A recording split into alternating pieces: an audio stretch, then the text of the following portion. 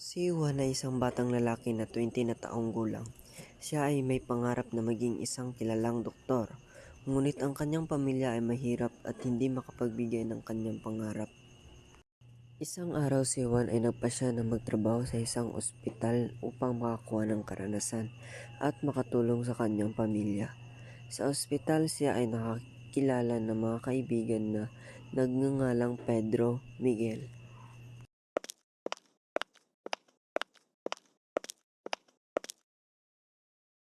Uy, Juan, kamusta? Anong ginagawa mo dito sa ospital? Kumusta ka, Pedro?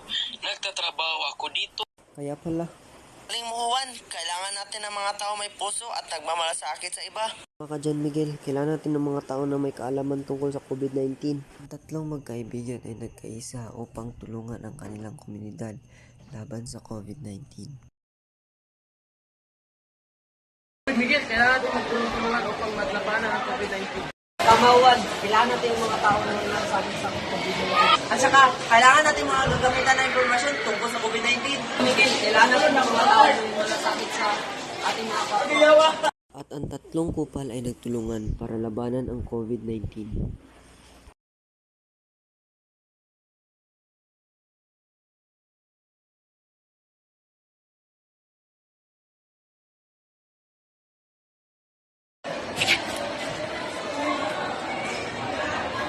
Ang mga kagamitan upang matulungan natin sa paglaban ng COVID-19.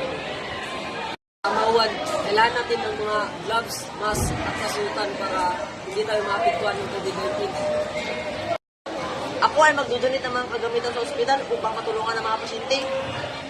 Miguel, Juan, kailangan ko magpakalat ng mga impormasyon tungkol sa COVID-19 sa social media para matulungan ang mga tao na mag-prepare sa ating mga komunidad. Sa paglipas ng ilang araw, ang tatlong magkaibigan ay nakitang positibong pagbabago sa kanilang komunidad.